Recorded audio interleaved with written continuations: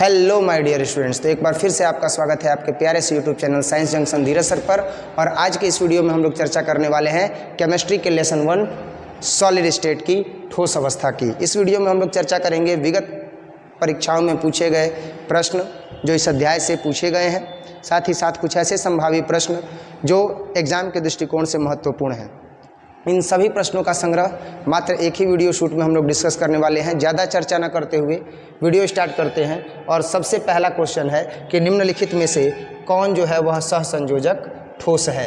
तो सहसंयोजक ठोस वह होता है जिसमें सहसंयोजक आबंध पाया जाता है, जिसमें सहसंयोजक बंध पाया जाता है। तो यहाँ पर जो ऑप्शन दिया हुआ है, लोहा है, सोडियम क्लोराइड है, हीरा है और तांबा है। तो हीरा, ग्रेफाइट, इन सब में जो है वह सहसंयोजक आबंध पाया जाता है। तो हीरा जो है वो क्या हो जाएगा, सहसंयोजक ठोस हो जाएगा। नेक्स्ट इसके बाद दूसरा क्वेश्चन देखेंगे। और दूसरा क्वेश्चन है कि निम्नलिखित में से कौन अक्रिस्टलीय ठोस का उदाहरण है। ये बिहार बोर्ड के द्वारा 2021 में पूछा गया प्रश्न है बच्चों। तो एक चीज़ ध्यान दीजिएगा, जो भी प्रश्न है जो बिहार बोर्ड के द्वारा पूछा गया है उसे आप एक जगह कॉपी में ज़रूर नोट कर लीजिएगा। बाकी अगर आपको नोट्स चाहिए तो आप नोट्स के लिए इसी वीडियो के डिस्क्रिप्शन में टेलीग्राम ग्रुप का लिंक दिया हुआ है, आप उसे ज़रूर ज्वाइन कीजिए। टेलीग्राम ग्रुप में आपको नोट्स वगैरह अवेलेबल हो जाएंगे जो भी बच्चे ऑनलाइन पढ़ रहे हैं। तो आप यहाँ पर देख रहे हो कि क्वेश्चन पूछा गया है कि निम्नलिखित में से कौन अक्रिस्टलीय ठोस है, यानी कि अक्रिस्टलीय ठोस का उदाहरण है। तो सबसे पहले चर्चा कर देना चाहते हैं कि आखिर अक्रिस्टलीय ठोस कहा किसे गया है। तो अक्रिस्टलीय ठोस जो होता है वो एक ऐसा ठोस होता है जिसमें रवेदार कण नहीं पाए जाते हैं।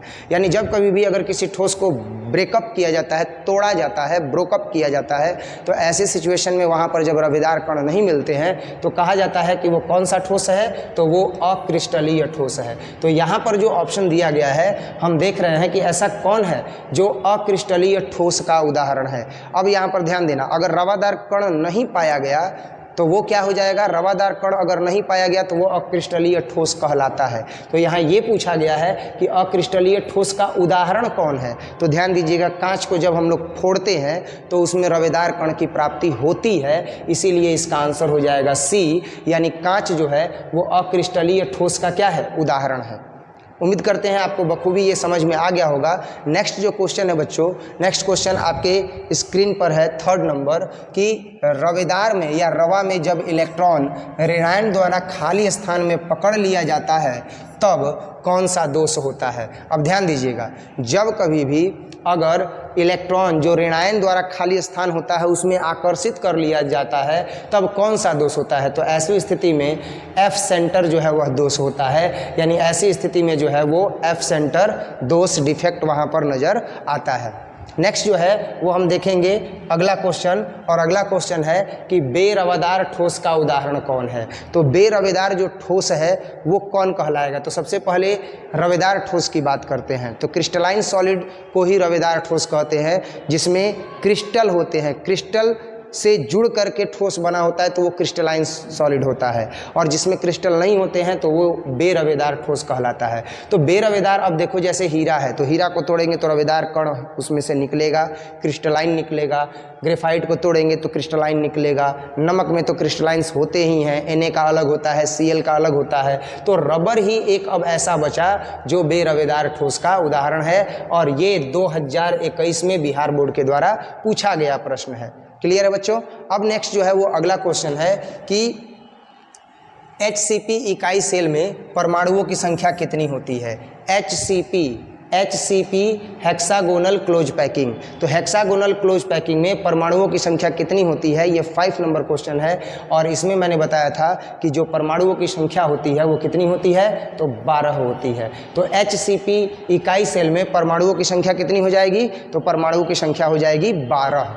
नेक्स्ट इसके बाद अगला क्वेश्चन है बच्चों, ये सारी चीज़ें जो है वो सॉल्व करवाई गई हैं। नेक्स्ट जो अगला क्वेश्चन है वो है कि निम्नलिखित में से कौन सा ऑक्साइड लौह चुंबकत्व प्रदर्शित करता है।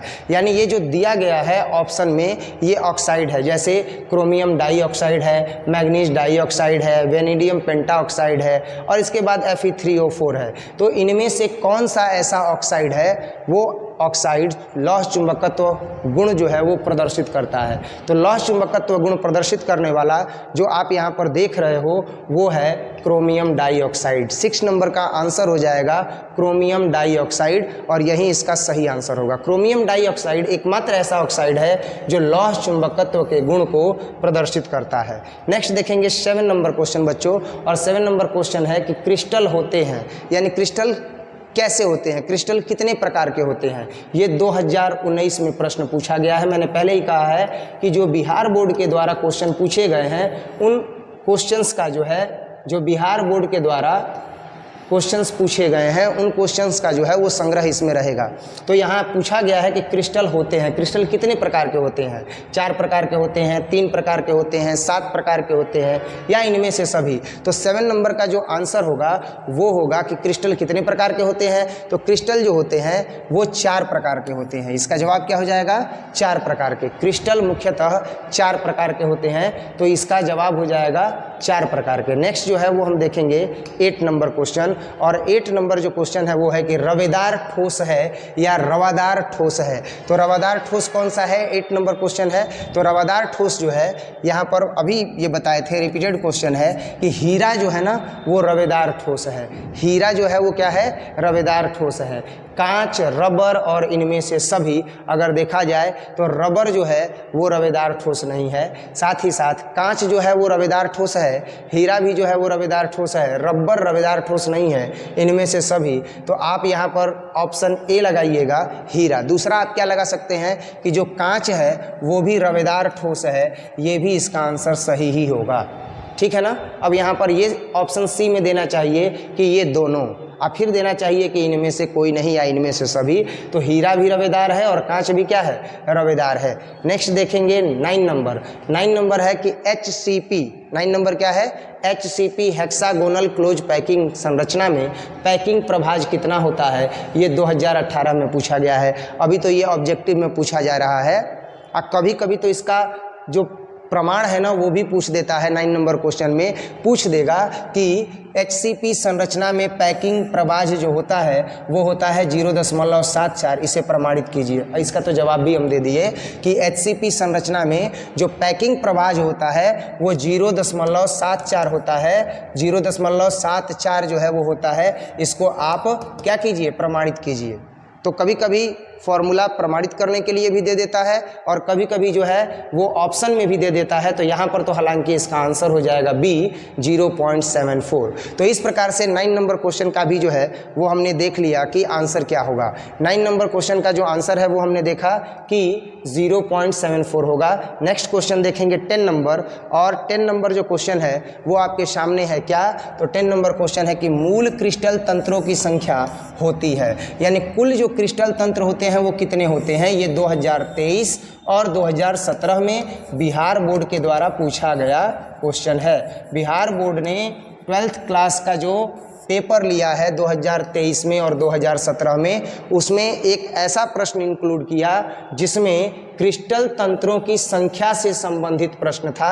और क्वेश्चन कुछ इस तरीके से पूछा है कि मूल क्रिस्टल में तंत्रों की संख्या कितनी होती है। 10 नंबर क्वेश्चन है, और 10 नंबर क्वेश्चन का जो आंसर होगा वो होगा 7। जब चैप्टर पढ़ाए हैं तो उसमें बताए हैं कि मूल जो क्रिस्टलों की संख्या होती है, क्रिस्टल तंत्रों की, क्रिस्टल के प्रकार तो 4 हो गए, लेकिन मूल प्रकार से अगर देखा जाए कि इसके तंत्रों की संख्या कितनी होती है तो वो होती है 7। इसका आंसर हो जाएगा बी।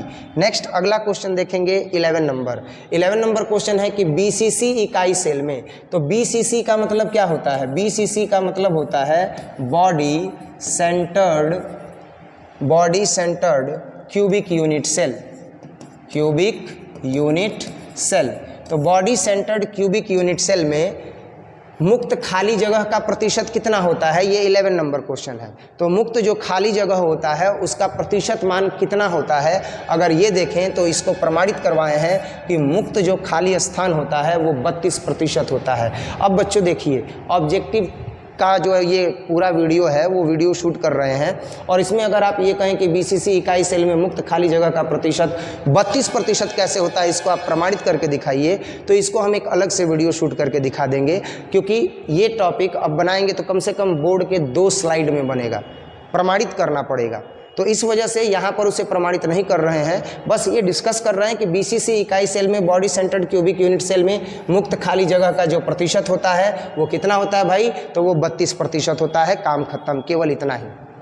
बाकी इससे विशेष अगर चाहिए तो आप कमेंट सेक्शन में जरूर कमेंट कीजिएगा, इसका डिस्क्रिप्शन, इसका व्याख्या जो है वो हम बता देंगे, ठीक है। नेक्स्ट जो है वो हम लोग देखेंगे अगला क्वेश्चन 12 नंबर, और 12 नंबर क्वेश्चन है कि एक धातु का रवादार हेक्सागोनल क्लोज पैकिंग HCP संरचना में होता है तो धातु की कोऑर्डिनेशन संख्या क्या होती है। तो धातु की कोऑर्डिनेशन संख्या इस स्थिति में 12 होती है। हेक्सागोनल क्लोज पैकिंग है तो हेक्सागोनल क्लोज पैकिंग में जो धातु की परमाणु संख्या होगी वो क्या होगी, तो वो होगी 12। यही इसका आंसर हो जाएगा, हेक्सागोनल क्लोज पैकिंग है। नेक्स्ट देखेंगे अगला क्वेश्चन, और अगला क्वेश्चन है कि निम्नलिखित में से कौन से जोड़े में से क्रमशः चतुष्फलकीय वॉइड और अष्टफलकीय वॉइड होता है। यानी इनमें ऐसा कौन सा जो है वह जोड़ा है जिसमें चतुष्फलकीय वॉइड होता है और साथ ही साथ चतुष्फलकीय के बाद इनमें जो है वो अष्टफलकीय वॉइड होता है। वॉइड मतलब होता है रिक्ति, इसको इंग्लिश में लिखेंगे VOIDS। वॉइड्स मीन्स क्या होता है, रिक्ति। तो चतुष्फलकीय रिक्ति और अष्टफलकीय रिक्ति, अब यहाँ पर ये दोनों बताना है कि चतुष्फलकीय रिक्ति और अष्टफलकीय रिक्ति क्या होगा। तो ध्यान दीजिएगा कि चतुष्फलकीय रिक्ति किसे कहते हैं और अष्टफलकीय रिक्ति कहते हैं, रिक्ति किसे कहते हैं। तो जब कभी भी अवयवी गोलों को कुछ इस प्रकार से सजाया जाए कि उनके गड्ढों में, जब कभी भी अगर अवयवी गोलों को कुछ इस प्रकार सजाया जाए कि वो एक के ऊपर एक रहे, एक के ऊपर एक रहे, और उनके ऊपर एक दूसरे गोले की परत को जब सजाया जाए ठीक वैसे ही, तो बीच में पाई जाने वाली रिक्ति को चतुष्फलकीय रिक्ति कहते हैं। अष्टफलकीय रिक्ति क्या होता है, जब अवयवी गोलों को कुछ इस प्रकार से सजाया जाए या कुछ इस प्रकार से एक के ऊपर एक जो है वह सजाया जाए कि एक के ऊपर एक गोला जो है वह स्थित हो और साथ ही साथ ठीक उसके ऊपर जो अब गड्ढे बन गए हैं उनमें अवयवी गोले स्थित हों, तो इस प्रकार से जो रिक्ति प्राप्त होती है और वो गोले उन रिक्तियों को पूर्णतः ढक लें, तो ऐसी स्थिति में जो प्राप्त होता है रिक्ति उसे अष्टफलकीय रिक्ति कहते हैं। तो आखिर इनमें से ऐसा कौन है 13 नंबर क्वेश्चन में जिसमें चतुष्फलकीय और अष्टफलकीय दोनों ही रिक्तियां पाई जाती हैं।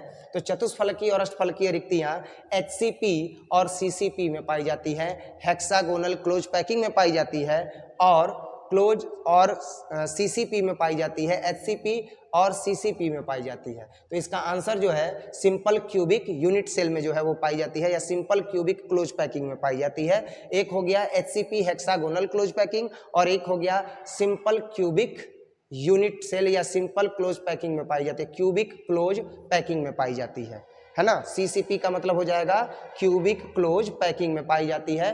कौन सी रिक्ति, तो चतुष्फलकीय रिक्ति और अष्टफलकीय रिक्ति। नेक्स्ट हम देखेंगे 14 नंबर क्वेश्चन, 14 नंबर प्रश्न, और 14 नंबर प्रश्न है बच्चों कि क्रिस्टल तंत्र AB में निम्नलिखित में से किस क्रिस्टल तंत्र में A बराबर B नहीं होता है, B बराबर C नहीं होता है, लेकिन अल्फा बराबर बीटा होता है, बीटा बराबर गामा होता है और इन तीनों का मान 90 डिग्री होता है। और ये जो पैमाना है, ये जो पैरामीटर है वर्तमान तक रहता है।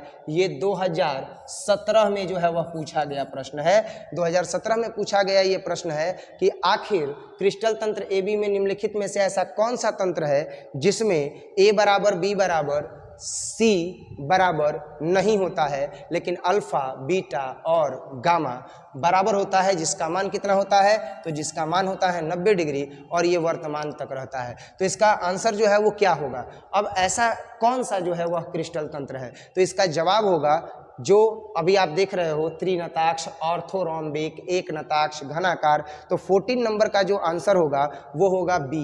14 नंबर का जो आंसर है वो होगा ऑर्थोरोम्बिक। ऑर्थोरोम्बिक एक ऐसा क्रिस्टल तंत्र होता है जिसमें A बराबर B बराबर C नहीं होता है, लेकिन अल्फा बीटा गामा बराबर 90 डिग्री होता है और ये पैरामीटर वर्तमान रहता है, उपस्थित रहता है, इसीलिए ऑर्थोरोम्बिक इसका आंसर हो जाएगा। नेक्स्ट देखेंगे 15 नंबर क्वेश्चन। 15 नंबर क्वेश्चन जो है वो दिया गया है आपके सामने कि पोटेशियम का क्रिस्टल होता है, अथवा पोटेशियम का क्रिस्टल होता है मतलब पोटेशियम जो है उसका कैसा क्रिस्टल होता है। क्या उसका क्रिस्टल फलक केंद्रित घनीय जालक में होता है, अंतः केंद्रीय घनीय जालक में होता है, सरल घनीय जालक में होता है या त्रिनताक्ष में होता है। अथवा दूसरा है पोटेशियम का क्रिस्टल होता है पूछा गया। और नेक्स्ट है कि NaCl क्रिस्टल की संरचना होती है। यानी 15 नंबर क्वेश्चन भी जो है यहाँ पर दिया गया है कि 15 नंबर क्वेश्चन में बताइए कि इसकी संरचना कैसी होती है। तो 15 नंबर में जो है इसका आंसर हो जाएगा फलक केंद्रित घनीय जालक में। फलक केंद्रित घनीय जालक में जो है वह पोटेशियम का क्रिस्टल होता है। नेक्स्ट देखेंगे 16 नंबर, ठोस क्षारीय धातु हैलाइडों का रंग किसके कारण होता है। ठोस क्षारीय धातु हैलाइडों का रंग किसके कारण होता है। नेक्स्ट इसका जो आंसर है वो दिया गया है फलक केंद्रों के कारण, शॉर्टकी दोष के कारण, फ्रेंकल दोष के कारण या अंतराकाशी दोष के कारण। अब इसका जवाब बताना है कि क्या होगा कि जो ठोस होते हैं, जो ठोस क्षारीय धातु होते हैं, उनका जो ठोस क्षारीय धातु होते हैं उनका रंग किसके कारण जो है वो होता है।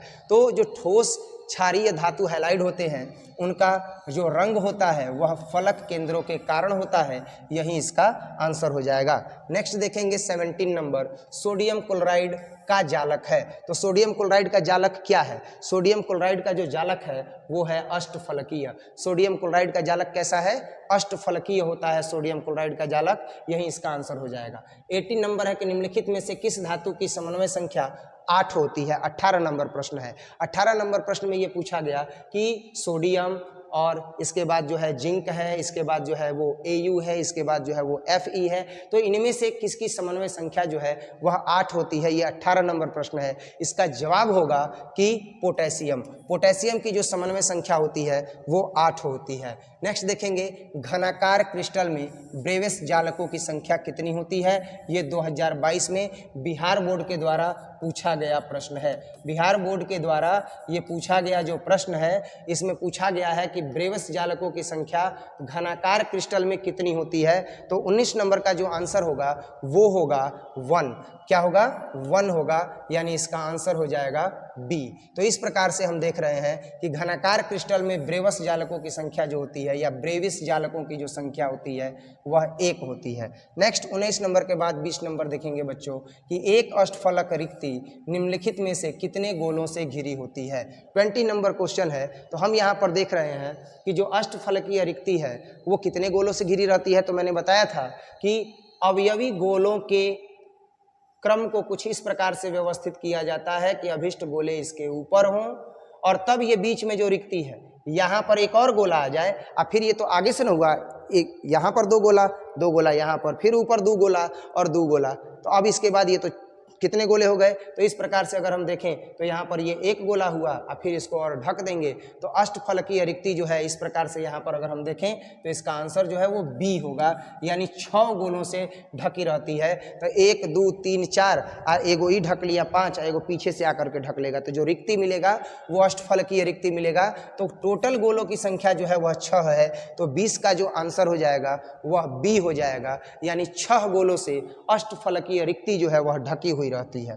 नेक्स्ट देखेंगे 21 नंबर कि निम्नलिखित में से किस प्रकार के दोष के कारण क्रिस्टल के घनत्व में कमी होती है। और ये है 2022 में पूछा गया प्रश्न। 2022 में ये पूछा गया बहुत ही महत्वपूर्ण प्रश्न है कि किस प्रकार के दोष के कारण क्रिस्टल के घनत्व में कमी आती है। किस प्रकार के घनत्व के कारण क्रिस्टल के दोष में कमी आती है। क्या वो फ्रैंकल दोष होता है, क्या वो शॉर्टकी दोष होता है, क्या वो अंतराली नहीं अंतरकाशी दोष होता है। अंतरकाशी दोष होता है ना।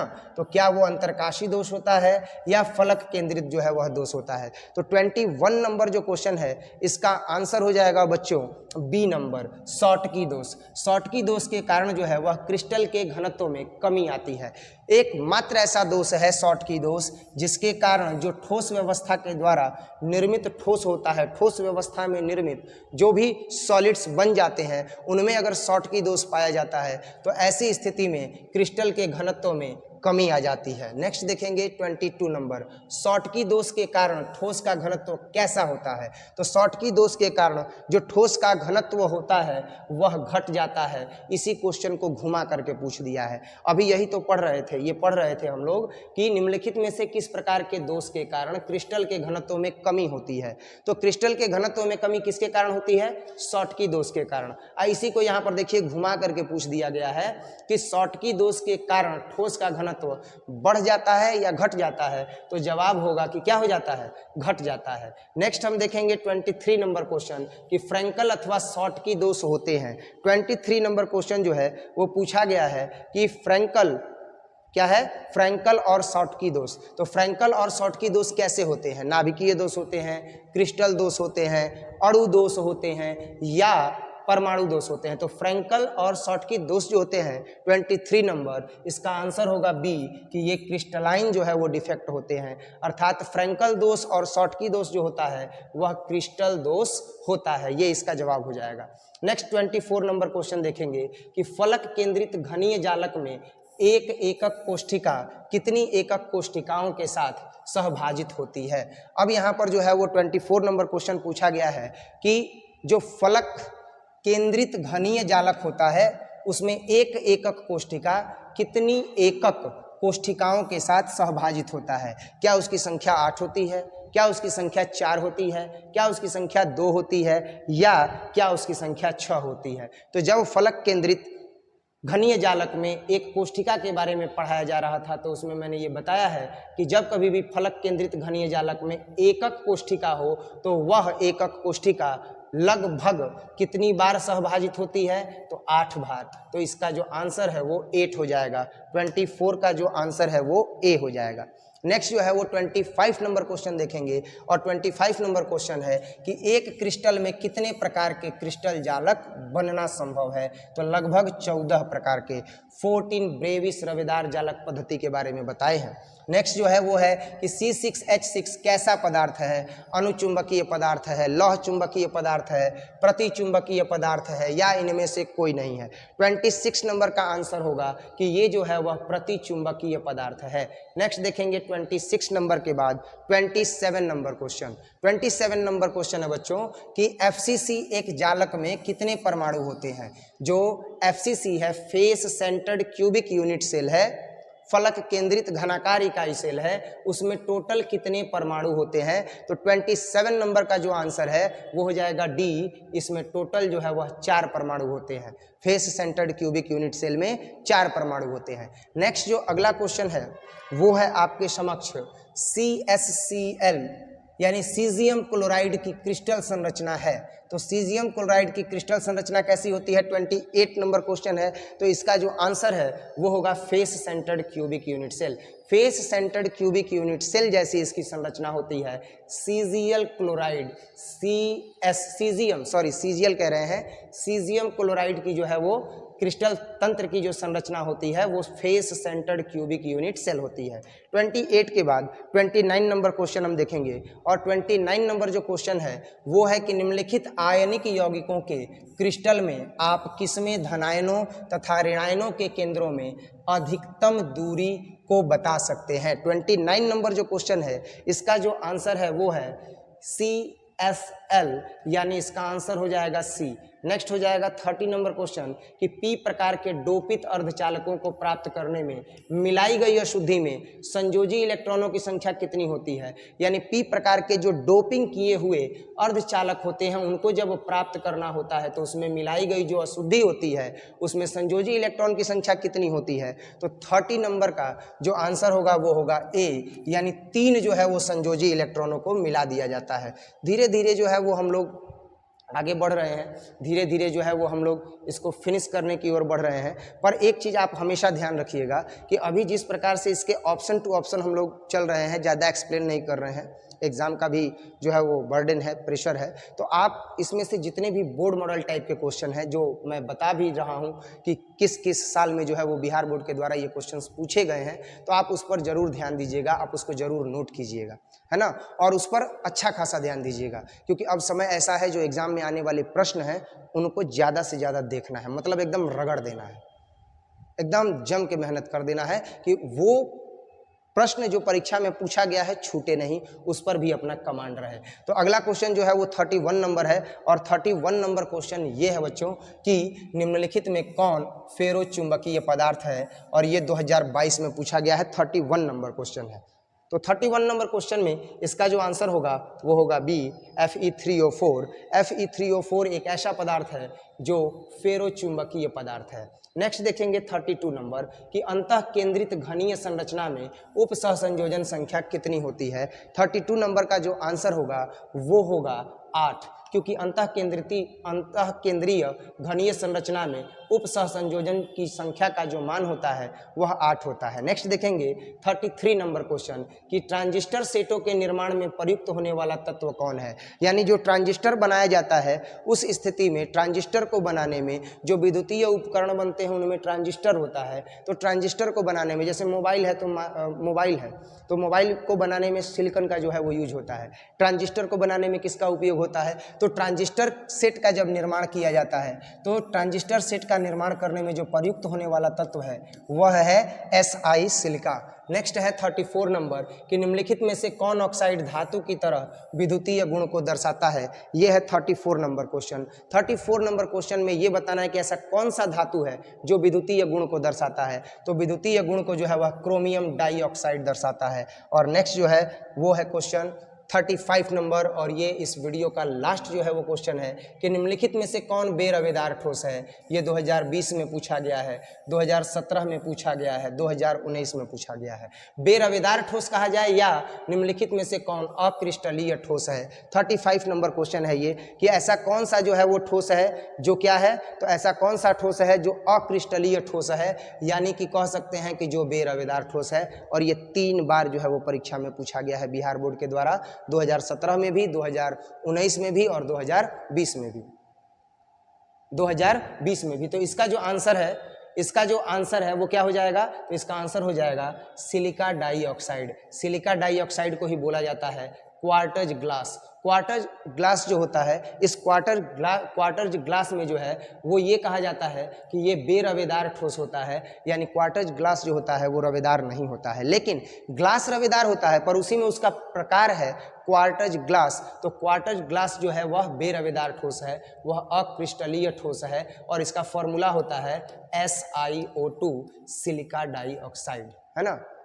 तो इस प्रकार से हमने अब तक लगभग जितने भी प्रश्न हैं जो आगामी परीक्षाओं में पूछे जा सकते हैं और जो विगत परीक्षाओं में पूछे गए हैं उन सब का जो है वह संग्रह हम लोगों ने देख लिया। और उम्मीद करते हैं कि आपको ये वीडियो काफ़ी अच्छे से समझ में आया होगा और आप कॉपी पेन लेकर के इसे नोट भी कर लिए होंगे जो इंपॉर्टेंट क्वेश्चंस होगा, और आप तैयार हैं अपने एग्ज़ाम की तैयारी के लिए, बेहतरीन प्रश्नों के संग्रह के लिए। तो आप हमारे साथ यूँ ही बने रहिए। आप सबके लिए ऐसे ही वीडियोज़ हम लेकर के आते रहेंगे। उम्मीद करते हैं कि आपको ये वीडियो काफ़ी अच्छा लगा होगा। मिलते हैं अगले वीडियो में, तब तक के लिए जय हिंद।